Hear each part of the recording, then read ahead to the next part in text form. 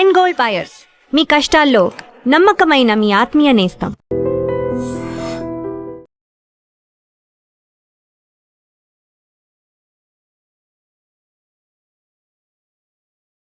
నమస్తే, welcome to I dream. ప్రస్తుతం వర్షాలు ఎక్కడా పడటం లేదు. జూలై నెల వచ్చేసింది. జూలై నెల ఇక దాదాపు 15వ తారీఖుకి దగ్గరలో ఉన్నాం. ఇంతవరకు వర్షపు జాడ అనేది కనిపించట్లా. రైతన్నలు ఆకాశం వైపు ఎదురు చూస్తూ ఉన్నారు, ఒక్క చుక్కైనా రాలుతుందేమో అని. కానీ ఎల్నిలో ఎఫెక్టు, తీవ్ర వర్షాభావ పరిస్థితులు ఉన్నాయి అన్న సమాచారంతో గుండె గుబేలమంటోంది.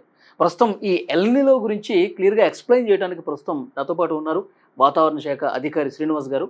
పూర్తిగా తెలుసుకుందాం సమాచారం. నమస్కారం సార్. నమస్కారం సార్, ఈ ఎల్నిలో ఎఫెక్ట్ అంటున్నారు, వర్షాలు అసలు పడట్లేదు. జూలైలో అంటే ఏ విధంగా వర్షాలు పడతాయి మనందరికీ తెలుసు. ఎందుకు ఇలాంటి సిచ్యువేషన్ వచ్చింది? అసలు ఎల్నినో గురించి తెలుసుకోవాలంటే అసలు ముందు మనకి ఈ మాన్సూన్ ఎట్లా వస్తుంది, దాన్ని ఎల్నినో ఎట్లా ఎఫెక్ట్ చేస్తుంది అన్నది తెలుసుకోవాలి. మాన్సూన్ అసలు ప్రతి ఏడు మనకి జూన్, జూలై, ఆగస్టు నెలల్లోనే ఎందుకు వస్తుంది అన్నది తెలుసుకోవాలంటే అసలు మనము ఈ ఒక గోళాకారమైన భూమి, బాల్ లాంటి భూమి మీద ఉన్నాము. దీనికి main source of energy sun. ఈ సన్ చుట్టూ భూమి తిరుగుతూ ఉంటుంది. తిరుగుతూ ఉన్నప్పుడు ఇది గోళాకారంగా ఉండటం వల్ల ఈ సూర్యుడి యొక్క ఎనర్జీ అనేది ఈ గోళాకారపు సర్ఫేస్ అయినందువల్ల సెంటర్లోనూ అట్లాగే సెంటర్కి అటు ఇటు మనం భూమధ్య రేఖ అంటాం. భూమధ్య రేఖ ఈక్వేటర్, దానికి అటు ఇటు 30 డిగ్రీస్ నార్త్, 30 డిగ్రీస్ సౌత్, నా ఉత్తర అక్షాంశము, దక్షిణ అక్షాంశం, ఈ వీటి మధ్యనే సోలార్ ఎనర్జీ ఎక్కువ కేంద్రీకృతమై ఉంటుంది. ట్రాపికల్ రీజియన్ అంటాం ఇది. మన ఇండియా కూడా ట్రాపికల్ రీజియన్లో ఉంది. మనది నా ఉత్తర అర్ధగోళంలో, నార్దర్న్ హెమిస్ఫియర్లో ఈ ట్రాపికల్ రీజియన్లో ఇండియా ఉంది. సో ఇండియాకు కూడా మ్యాక్సిమం ఎనర్జీ అందుతూ ఉంటుంది. ఈ ఏరియాలోనే ఎక్కువ వెదర్ సిస్టమ్స్ వస్తుంటాయి. ఎందుకంటే మాయిశ్చరు, హీటు అనేది ఎక్కడ ఎక్కువ ఉంటుందో అక్కడ ఎక్కువ వెదర్ ఉంటుంది. ఈ వర్షాలు, తుఫాన్లు ఇటువంటివన్నీ ఈ రీజియన్లో ఎక్కువ ఉంటాయి. అయితే ఈ గోళాకారంగా తిరుగుతున్నప్పుడు ఈ పైన కింద మనకి 30 డిగ్రీస్ నార్త్ అండ్ సౌత్, పైకి పోయినా కిందకి పోయినా గ్రాడ్యువల్గా సన్స్ ఎనర్జీ తగ్గిపోవడం వల్ల ఆ ప్రాంతంలో పైకి పోయిన కొద్దీ పోల్స్ దగ్గరికి వెళ్ళిపోయేటప్పటికి బాగా మంచు ఖండాలు అయిపోయి ఆర్కిటిక్, అంటార్కిటిక్ ఉంటాయి. సో అక్కడ బాగా చల్లని ప్రదేశము, సెంటర్లో వేడి ప్రదేశం. సో ప్రకృతి, నేచర్ ఎప్పుడు ఏం చేస్తుందంటే రెండింటిని ఈక్వలైజ్ చేయడానికి ట్రై చేస్తుంటుంది. సో ఇటు నుంచి వేడి గాలులు పోల్స్ వైపు, అలాగే పోల్స్ నుంచి చల్లగాలులు ఈక్వేటర్ వైపు వీస్తూ ఉంటాయి. ఇవి దీనికి తోడు మనకి ఈ ఎర్త్ యొక్క యాక్సిస్ ఆఫ్ రొటేషన్ సూర్యుడి చుట్టూ తిరిగేటప్పుడు ఇలా నెట్ట నిలువుగా లేకుండా 23.5 డిగ్రీస్ వాలి ఉంటుంది. ఈ 23.5 డిగ్రీస్ వాలి ఉండటం వల్ల మనం 365 రోజులు పడుతుంది సూర్యుని చుట్టూ తిరగడానికి. ఇందులో ఒక 6 నెలల పాటు మనకి ఉత్తరార్ధగోళం, నార్దర్న్ హెమిస్ఫియర్ సూర్యుడికి దగ్గరగా వస్తుంది. మిగిలిన 6 నెలల్లో సదర్న్ హెమిస్ఫియర్ దగ్గరగా వస్తుంది. సో నార్దర్న్ హెమిస్ఫియర్ దగ్గరగా వచ్చినప్పుడు మనకి వేసవి కాలం. సో ఆ పీరియడ్లో మనకి మార్చి, ఏప్రిల్, మే నెలలు సూర్యుడికి దగ్గరగా ఉండటం వల్ల మనకి తీవ్రమైన వేడి ఉంటుంది. ముఖ్యంగా రాజస్థాను, నార్దర్న్ ఇండియాలో మనకంటే ఎక్కువ ఉంటుంది. రాజస్థాను, దానికి చుట్టుపక్కల ఉన్న ఆఫ్ఘనిస్తాను, ఇటు పాకిస్తాను, ఈ ఏరియా కొంత అంతా కూడా బాగా వేడికి వేడికి గురైనప్పుడు భూమికి ఆనుకుని ఉన్న ఈ గాలి పొరలు కూడా వేడెక్కి అవి తేలికైపోయి పైకి పోతాయి. పైకి పోవడం వల్ల అక్కడ లో ప్రెషర్ ఏర్పడుతుంది. సో ఈ రకంగా 3 నెలల పాటు వేడిమి ఉండటం వల్ల అక్కడ ఒక స్ట్రాంగ్ లో ప్రెషర్ ఏర్పడుతుంది. దీన్ని హీట్ లో అంటాం. ఇదే సమయంలో మనకి దక్షిణార్ధగోళం భూమధ్య రేఖకు దిగువకి వెళ్ళిపోతే అక్కడ శీతాకాలం. శీతాకాలం కాబట్టి చల్లటి వాతావరణం ఉండటం వల్ల గాలి డెన్స్గా ఉంటుంది. డెన్స్గా ఉండటం వల్ల ప్రెషర్ ఎక్కువ ఉంటుంది. సో ఎప్పుడు మనం ఇందాక చెప్పినట్టు ప్రకృతి రెండింటిని సమానం చేయడానికి ట్రై చేస్తుంది కాబట్టి ఈ హై ప్రెషర్ నుంచి విండ్స్ ఈ లో ప్రెషర్ దగ్గరికి రావడం బయలుదేరుతాయి. ఇది మార్చి, ఏప్రిల్, మే నెలలో బాగా వేడిమి ఎక్కువయ్యాక ఈ ప్రెషర్ డిఫరెన్సెస్ రెండు బాగా ఎక్కువయ్యేటప్పటికి అప్పుడు ఈ హై ప్రెషర్ ఏరియా నుంచి మనకి 5 డిగ్రీల సౌత్ అక్షాంశంలో ఈ మస్కారన్ ఐలాండ్ అని అంటాం. ఆ ప్రాంతంలో బాగా హై ప్రెషర్ ఏరియా ఉంటుంది. సో ఆ హై ప్రెషర్ ఏరియా నుంచి ఈ లో ప్రెషర్ ఏరియా వైపు విండ్స్ వస్తుంటాయి. వచ్చేటప్పుడు అవి ఈక్వేటర్ని దాటినప్పుడు భూగమనం వల్ల ఈ నైరుతి దిక్కుకి వంచబడతాయి. సో అలా వంచబడిన పవనాలే మనకి నైరుతి ఋతుపవనాలు. అయితే ఇవి ఎక్కడి నుంచి వస్తే మనకి దక్షిణార్ధగోళంలో పెద్ద సముద్ర ప్రాంతం, అది పసిఫిక్ మహాసముద్రము, అలాగే ఆ తర్వాత ఇండియన్ ఓషన్, హిందూ మహాసముద్రము, ఈ సముద్రాలన్నీ దాటుకుని కొన్ని వేల మైళ్ళు ప్రయాణించి వస్తాయి. సో ఇవి సముద్ర ప్రాంతం నుంచి ఇన్ని మైళ్ళు ప్రయాణించడం వల్ల వాటిలో చాలా తేమ ఉంటుంది. ఆ తేమగాళ్ళన్నీ మనకి భారతదేశం మీదకి రావడం వల్ల అదే సమయంలో మన భూభాగం చాలా వేడిగా ఉంటుంది. ఈ తేమ అంతా కూడా ఈ వేడి గాలులతో పాటు పైకి పోయి మేఘాలయ్యి మనకి వర్షం పడుతుంది. సో ఇది మనకి మాన్సూన్ వచ్చే ప్రక్రియ. అయితే దీన్ని ఎల్నినో ఎట్లా ఎఫెక్ట్ చేస్తుంది? అసలు ఎల్నినో అంటే ఏంటి? అంటే ఏంటంటే మనకి ఇప్పుడు ఈ సదర్న్ పసిఫిక్, మనకి ఈ పసిఫిక్ ఏరియా ప్రాంతం నుంచి మొదట ఈ విండ్స్ వస్తాయనుకున్నాం కదా. ఇది వచ్చేటప్పుడు ఇక్కడ ఈ ఇందాక మొదట చెప్పినట్టు ఈ భూమి మీద ఉన్న టెంపరేచర్స్ని ఈక్వలైజ్ చేయడానికి రకరకాల సర్క్యులేషన్స్ ఉంటాయి. అలా ఇక్కడ ఒక వాకర్ సర్క్యులేషన్ అనేది ఉంటుంది. ఈ వాకర్ సర్క్యులేషన్ ద్వారా ఇటు పోల్స్ నుంచి వచ్చే చల్లగాళ్ళు, ఈక్వేటర్ నుంచి వచ్చే వేడిగాళ్ళు మిక్స్ అవుతూ ఉంటాయి. ఇవి ట్రేడ్ విండ్స్గా మారి మనకి భూమధ్య రేఖను దాటుకుని వస్తాయి. సో ఆ సమయంలో మనకి ఈ పసిఫిక్ మహాసముద్రంలో ఇటు తూర్పు సెంట్రల్ పసిఫిక్ ఏరియాలో కనుక సముద్ర జలాలు, ఆ పసిఫిక్ సముద్ర జలాలు సాధారణ స్థాయికి మించి ఒక 0.5 డిగ్రీస్ ఎక్కువ ఉన్నా కూడా దాన్ని ఎల్నినో పరిస్థితి అంటాం. అప్పుడు ఏమవుతుందంటే మన వైపు వచ్చే ఈ పవనాల యొక్క వేగం తగ్గిపోతుంది. ఈ ట్రేడ్ విండ్స్ యొక్క వేగం తగ్గిపోవడము, వీటిలో మాయిశ్చర్ తగ్గిపోవడము జరుగుతుంది. దీన్ని ఎల్నినో పరిస్థితి అంటాం. అయితే ఇది ఒక సైకిల్. కొన్ని సంవత్సరాల పాటు ఇటు తూర్పులో ఉన్న పసిఫిక్ మహాసముద్రం వేడెక్కితే కొన్ని సంవత్సరాలు పశ్చిమంలో ఉన్న సముద్రం వేడెక్కుతుంది. పశ్చిమంలో ఉన్నది వేడెక్కితే మనకు అనుకూలం, మనకి మరింత వేగంగా ఈ పవనాలు వస్తాయి. సో దాన్ని లానినా పరిస్థితి అంటాం.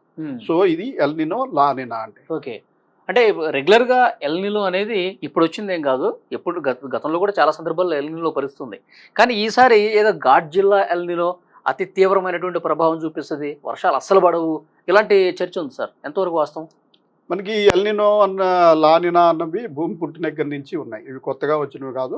ఇవి ఏంటంటే కొన్ని వేల కిలోమీటర్ల స్క్వేర్ కిలోమీటర్ ఏరియాలో ఉన్నటువంటి పసిఫిక్ జలాలు కొన్ని సంవత్సరాలు పశ్చిమంలోను, కొన్ని సంవత్సరాలు తూర్పులోను. ఇది ఒక సైకిల్. ఈ భూగమనంలో మనకి వేసవికాలం, శీతాకాలం ఎట్లాగో అట్లా అవి కూడా మారుతూ ఉంటాయి. అయితే వాటికి మనకి ఉన్నట్టు పర్టికులర్గా మనకి ఎవ్రీ ఇయర్ 3-4 నెలలు అయ్యేటప్పటికి ఈ సీజన్ అయిపోతుంది. దానికి అట్లా ఉండదు. ఎందుకంటే అవి కొన్ని వేల కిలోమీటర్ల సముద్ర జలాలు వేడెక్కడము, చల్లారడానికి చాలా సమయం పడుతుంది. వేడెక్కాలన్నా చాలా సమయం పడుతుంది, మళ్ళీ చల్లబడాలన్నా చాలా సమయం పడుతుంది. సో ఒక్కొక్కప్పుడు ఒక్కొక్క ఫేజు 2 ఏళ్ళు ఉండొచ్చు, 3 ఏళ్ళు ఉండొచ్చు, అట్లా కొనసాగుతూ ఉంటుంది. మనం గత 4 ఏళ్లుగా లానినా ఫేజ్లో ఉన్నాం, మనకు అనుకూలమైన పరిణామంలో ఉన్నాం. దీనివల్ల మనకి పుష్కలంగా వర్షాలు పడాయి. లాస్ట్ ఇయర్ మన స్టేట్లో అయితే 30% అధిక వర్షపాతం పడింది. సో ఈసారి ఎల్నినో ఫేజ్కి వచ్చాం. ఈ సైకిల్ మారింది. సైకిల్ మారి ప్రస్తుతం మనకి ఐఎండి దగ్గర ఉన్న సమాచారం ప్రకారం జూన్ 2వ వారం నుంచి ఇంచుమించుగా అక్కడ ఎల్నినో పరిస్థితులు ఉన్నాయి. సాధారణ స్థాయిని దాటి పెరిగాయి. అయితే ఇవి రోజు ఐఎండి మానిటర్ చేయదు. అది పసిఫిక్ మహాసముద్రము, భూమధ్య రేఖ దిగువ కాబట్టి ఇంటర్నేషనల్ ఆర్గనైజేషన్స్, ఎన్ఓఏఏ ఇవన్నీ కూడా మానిటర్ చేస్తుంటాయి. సో వారందరూ చెప్పేది ఏంటంటే యాక్చువల్గా ఇది రాగల 6 నెలల్లో తీవ్రంగా మారుతుంది. అంటే ఇది ఈ టెంపరేచర్లు 0.5 డిగ్రీస్ దాటితే మనం ఎల్నినో అనుకున్నాం. 1 డిగ్రీ కంటే ఎక్కువైతే మోడరేట్ ఎల్నినో, 2 డిగ్రీస్ కంటే ఎక్కువైతే సూపర్ ఎల్నినో. అది వారి కేటగిరీ. సో ఈ రాగల 5-6 నెలల్లో ఇది 2 డిగ్రీల కంటే ఎక్కువ మారుతుంది అని ప్రస్తుతం ఇంటర్నేషనల్ మారబోతుంది అని మనకి ఇంటర్నేషనల్ వెదర్ రీసెర్చ్ సెంటర్స్ అన్ని కూడా ఆ రకంగా ఫోర్కాస్ట్ ఇస్తారు. అంటే వచ్చే 6 నెలల పాటు అసలు ఏం ఉండదా సార్ వర్షం? అంటే ఎల్నినోలో పూర్తిగా వర్షం ఉండదని కాదండి. ఎల్నినో వల్ల కొంతవరకు ఎఫెక్ట్ అవుతాయి మనకి. ఆ ఎఫెక్ట్ వల్ల మనకి ఐఎండి ఇచ్చింది ఏంటంటే గత మాన్సూన్ సీజన్ బిగిన్ అయ్యే ముందే మనకి ఎల్నినో వస్తుంది, ఇవన్నీ తెలుసు కాబట్టి ఈ ఎల్నినో వల్ల మనకి ఇంచుమించు 10% రేంజ్ తగ్గుతాయి. అంటే సాధారణం కంటే 10%. సాధారణం కంటే 10%. మనకి సాధారణ వర్షపాతం మాన్సూన్ సీజన్ లో ఓవరాల్ ఇండియా మొత్తం మీద యావరేజ్ చూసుకున్నట్టయితే 83 సెంటీమీటర్లు. ఈ 83 సెంటీమీటర్లో 10% మనకి తగ్గుతాయి ఈసారి అని ఫోర్కాస్ట్ ఇవ్వడం జరిగింది. అయితే ఇప్పుడు రేపు మిడ్ టర్మ్ మళ్ళీ జూలై ఎండింగ్ నాటికి ఈ 2 నెలల్లో జరిగింది, మళ్ళీ రాబోయే 2 నెలలు ఎట్లా ఉన్నది అన్నది మరొక నివేదిక వస్తుంది. అయితే ఈ 10% తగ్గడం వల్ల పెద్ద ప్రమాదం కాదు. కానీ ప్రమాదం ఏంటంటే ఎల్నినో సమయంలో మీకు డిస్ట్రిబ్యూషన్ సరిగా ఉండదు. అంటే కొన్ని ప్రాంతాల్లో అత్యధిక వర్షపాతం, కొన్ని ప్రాంతాల్లో పూర్తిగా ఎండిపోవడం. సో దీనివల్ల మీరు అటు ఇటు యావరేజ్ చేసుకుంటే మీకు ఫిగర్ దగ్గరికి వచ్చేస్తుంది, కానీ ఉపయోగం ఉండదు. లేదా 4-5 రోజులు అతి తీవ్ర వర్షాలు పడిపోవడము, తర్వాత నెలంతా డ్రై స్పెల్ ఉండడం, ఓకే. దానివల్ల కూడా ఉపయోగం ఉండదు. సో మెయిన్గా డిస్ట్రిబ్యూషన్ సరిగా అంటే ఉండదు. ఇప్పుడు ఉత్తర భారతదేశంలో బాగా వర్షాలు పడి సౌత్ ఇండియాలో అసలు పూర్తి ఏం లేకపోవడం అట్లా ఉంటుంది. అట్లా ఒకే ప్రాంతం అని కాదు, రేపు పొద్దున మనకి పడచ్చు. ఇప్పుడు మనం 10 రోజుల క్రితం చూసాం, మనకి adjacent గా ఉన్న మహారాష్ట్ర, కర్ణాటకలో 60 నుంచి 80 సెంటీమీటర్ల వర్షపాతం ఒక 2-3 రోజుల్లో పడిపోయింది. చిన్న ఆఫ్ షోర్ ట్రఫ్ తోటి మనం adjacent గానే ఉన్నాం, మహారాష్ట్రకి ఆనుకుని ఉన్నాం, కానీ మనకి ఏ వర్షము లేదు. మనకి అప్పటి నుంచి వర్షం లేదు. ఇది కూడా కొంచెం ఎల్నినో లాంటి ఫినామినా. సో మనకి adjacent గా ఉన్న రాష్ట్రంలో 60 నుంచి 80 సెంటీమీటర్ల వర్షపాతం పడినా మనకి ఏ వర్షపాతం లేదు, ఆ తర్వాత మనకి ఏమీ లేదు. రేపు మనకి ఏమన్నా పశ్చిమ మధ్య బంగాళాఖాతంలో ఏదైనా అల్పపీడనం ఏర్పడితే మనకు కూడా ఒక 4-5 రోజులు విపరీతమైన వర్షాలు పడవచ్చు, కానీ తర్వాత డ్రై స్పెల్ వచ్చేయచ్చు.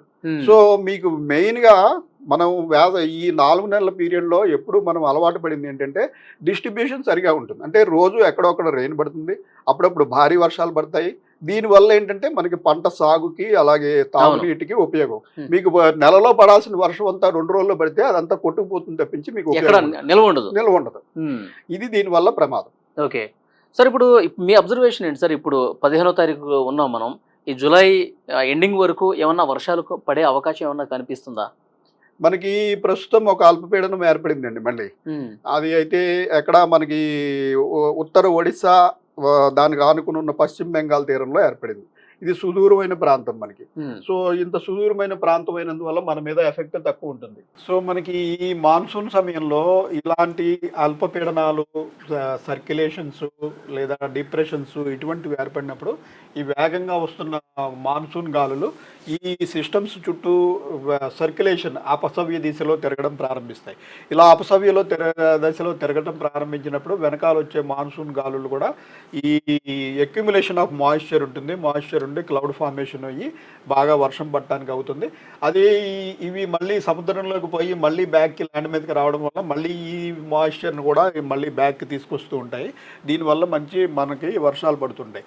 అయితే ప్రస్తుతం మనకి ఏర్పడిన సిస్టము ఆల్మోస్ట్ మనకి ఒరిస్సా, వెస్ట్ బెంగాల్ కోస్ట్కి సమీపంలో అంత దూరంలో ఉంది. సో దీనివల్ల మనకి ఎఫెక్ట్ చాలా తక్కువగా ఉండి ఓన్లీ ఉత్తర తెలంగాణలోని కొన్ని జిల్లాలు, తూర్పు తెలంగాణలోని కొన్ని జిల్లాలకే రాగల 2-3 రోజులు వర్షం పడే అవకాశం ఉంది. అట్లా కాకుండా మనకి ఈ కోస్తా ఆంధ్ర తీర ప్రాంతంలో ఈ ప్రాంతంలో కనుక మనకి ఏదైనా సిస్టమ్ ఏర్పడినప్పుడు మనకి ఎక్కువగా యాక్చువల్ వర్షాలు పడే అవకాశం ఉంటుంది. సో ఇటువంటి సిస్టమ్స్ మనకి ఈ ప్రాంతంలో ఏర్పడితే మనకి ఎక్కువగా వర్షాలు పడే అవకాశం ఉంటుంది.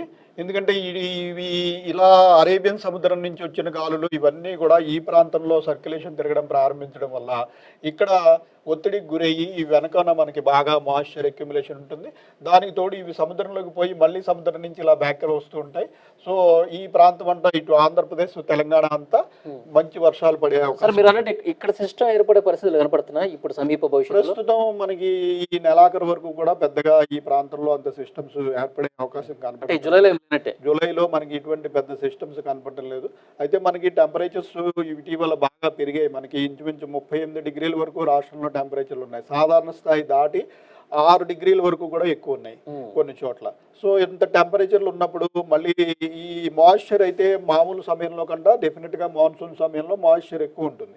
సో ఈ అవైలబుల్ మాయిశ్చర్, ఈ టెంపరేచర్ వల్ల క్యుములోనింబస్ మేఘాలు ఏర్పడి మనకి వేసవి కాలం లాగా అప్పుడప్పుడు షవర్స్ పడే అవకాశమే ప్రస్తుతం కనిపిస్తుంది. పెద్దగా సిస్టమ్స్ అయితే లేవు. మనకి ఆల్రెడీ ఇప్పటికీ 33% లోట్లో ఉంది మనకి జూన్ 1 నుంచి ఇప్పటి వరకు చూసినట్టయితే. కొన్ని జిల్లాలు అయితే 60% పైగా లోట్లో ఉన్నాయి. సో ఇది కొనసాగే అవకాశం కనిపిస్తుంది. సార్, ఇప్పుడు ఈ పరిస్థితి మనం చూస్తున్నాం, వర్షాలు అయితే లేవు. దీనికి ఏమన్నా ప్రత్యామ్నాయ మార్గాలు ఏమైనా ఉన్నాయా? మనం వార్తలు వింటుంటాం సార్. ఎందుకంటే వర్షాభావ పరిస్థితులు ఉన్నప్పుడు క్లౌడ్ బరస్ట్ ఏదో చేస్తారు, ఆర్టిఫిషియల్గా ఏదో వర్షం పడేలా ఒక ప్రయత్నం జరుగుతుందా అని విన్నాం. ఏమైనా సాధ్యమయ్యే అవకాశం ఉందా అలాంటివి? ప్రస్తుతం అటువంటిది సాధ్యం కాదండి. ఇది ఎందుకంటే మీకు మాయిశ్చరే తక్కువ ఉంటుంది. ఇందులో మీరు క్లౌడ్లో మాయిశ్చరే తక్కువ ఉన్నప్పుడు దాని మీద మీరు క్లౌడ్ సీడింగ్ చేసినా ప్రభావం ఉండదు.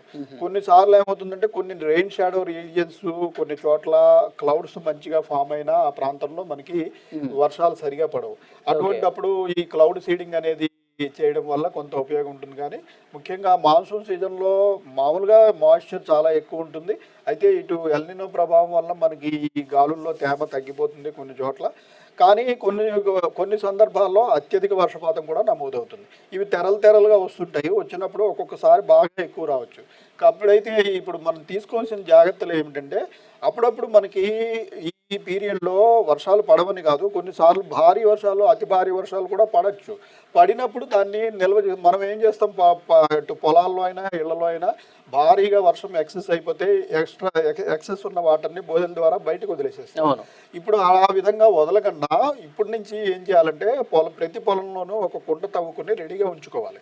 ఈ ఎక్సెస్ రెయిన్ఫాల్ పడినప్పుడు అందులోకి మళ్ళించి ఉంచుకుంటే తర్వాత మళ్ళీ డ్రై స్పెల్ వచ్చేస్తుంది. వచ్చినప్పుడు అందులోంచి తీసి వాడుకునే అవకాశం ఉంటుంది. సో ఆ రకంగానే ఇళ్లలో కూడా మనము ఈ వర్షపు నీరు చాలా ఫ్రెష్ వాటర్. యాక్చువల్గా ఫస్ట్ 5 minutes పొల్యూటెడ్ వాటర్ ఉంటుంది, అట్మాస్ఫియర్లోంచి వస్తుంది కాబట్టి, ముఖ్యంగా సిటీల్లో. సో ఈ ఫస్ట్ 5 minutes వాటర్ వదిలేసిన తర్వాత వచ్చేది ప్యూరెస్ట్ ఫార్మ్ ఆఫ్ వాటర్. దాన్ని కూడా మనము ఎవరు కూడా ఇంకుడు గుంతలు అనేది మనకి ఎప్పటి నుంచో 20 ఏళ్ళ నుంచి నియమం ఉన్నప్పటికీ దాన్ని పేరుకే ఒక ఇంకుడు గుంత తవ్వి డస్ట్బిన్లుగా మార్చి మొత్తం నీటినంతా డ్రైన్ల ద్వారా రోడ్ల మీద వదులుతున్నారు. దీనివల్ల ఏమవుతుందంటే మనకి 7-8 సెంటీమీటర్ల రెయిన్ఫాల్ వచ్చేటప్పటికి సిటీ రోడ్ల మీద కార్లు కొట్టుకుని పోయేంత వరద నీరు వస్తుంది. దీనికి కారణం ఒక బిజీ సెంటర్లో ఒక 1 square kilometer ఏరియాలో ఉన్న విపరీతమైన నిర్మాణాలు పెరిగిపోయి ఎవరికి కూడా ఒక 10% ఆఫ్ వాటర్ వారి ఏరియాలో పడింది, వారి దగ్గర ఉంచుకునే ఏర్పాటు లేదు. సో మొత్తం ఆ వాటర్ అంతా రోడ్డు మీద అక్యుములేట్ అవుతుంటోటి రోడ్ల మీద ఇది పెరిగి మనకే ట్రాఫిక్ ఇబ్బందులు జరుగుతున్నాయి. దాని బదులు ప్రతి వారు కూడా వారి బోర్ పక్కన ఒక రీఛార్జ్ పిట్ చదువుకుని దాంట్లోకి మళ్లించుకోవచ్చు. ఆ అవకాశం లేకపోతే కనీసం ఒక సంపులోకైనా మళ్లించుకోవాలి. ఈ నీటిని టెర్రస్ నుంచి వచ్చే నీటిని ఒక సంపులోకైనా మళ్లించుకుంటే, because water has no expiry date. మీరు ప్రాపర్గా స్టోర్ చేస్తే దాన్ని ఎన్ని రోజులైనా వాడుకోవచ్చు. సో ఇటువంటి ఏర్పాట్లు చేసుకోకపోతే ముందు చాలా ఇబ్బందులు ఉండే అవకాశం. సార్, పంటల విషయంలో ఒకసారి మాట్లాడుకుంటే, ఎక్కువగా వర్షం ఆధారిత పంటలు కొన్ని ఉంటాయి, అంత వాటర్ అవసరం లేని పంటలు కొన్ని ఉంటాయి. సో రైతులకి ఏమన్నా సూచన ఇస్తారా? మనం రైతులకి గత 2 నెలల నుంచి చెప్తున్నది ఏంటంటే, ఈసారి ఎల్నినో పరిస్థితుల వల్ల వర్షాలు తక్కువ పడినా ఎక్కువ పడినా మెయిన్గా డిస్ట్రిబ్యూషన్ సరిగా ఉండదు. అంటే ఈ డ్రై పీరియడ్స్ అనేవి చాలా ఎక్కువ ఉంటాయి. సో ఇంత డ్రై పీరియడ్స్ ఉన్నప్పుడు ముఖ్యంగా వరిని సాగు చేస్తే చాలా ఇబ్బంది. ఎందుకంటే వరికి చాలా ఎక్కువ కాల పరిమితి ఉంటుంది, ప్లస్ చాలా ఎక్కువ నీరు కావాలి. సో అంత కాల పరిమితిలోనూ పూర్తిగా మీకు వర్షాలు పడే పరిస్థితి ఎల్నినో సమయంలో ఉండదు. సో వీలైనంత వరకు వరి నుంచి వేరే తృణధాన్యాలు, మిల్లెట్స్, ఇటువంటి వాటికి తక్కువ కాల పరిమితితో అయిపోతాయి, ప్లస్ తక్కువ నీరు సరిపోతుంది. సో అటువంటి అలాగే ఆయిల్ సీడ్స్, ఈ వేరుశనగ, ఇటువంటి వాటికి మారిపోయినట్టయితే అవి తక్కువ నీరు ప్లస్ తక్కువ కాల పరిమితితోటి అయిపోయే పంటలకు మారాల్సిన అవసరం ఉంది. అలాగే ఈ వీలైన చోట ఈ స్ప్రింక్లర్స్ కానీ లేకపోతే డ్రిప్ ఇరిగేషన్ కానీ పెట్టుకుంటే తక్కువ నీటితోటి అవుతుంది. ప్లస్ ఒక నిర్మాణం మటుకు ఈ ప్రతి పొలంలోనూ ఎడిషనల్గా రెయిన్ పడినప్పుడు స్టోర్ చేసుకోవడానికి కూడా ఒక ఏర్పాటు ఉండాలి. దాన్ని బయటకు వదలకుండా ఒక ఏర్పాటు కూడా చేసుకున్నట్టయితే కొంతవరకు ఈ ఇబ్బందుల నుంచి బయటపడే అవకాశం ఉంటుంది. Thank you very much sir. Thank you.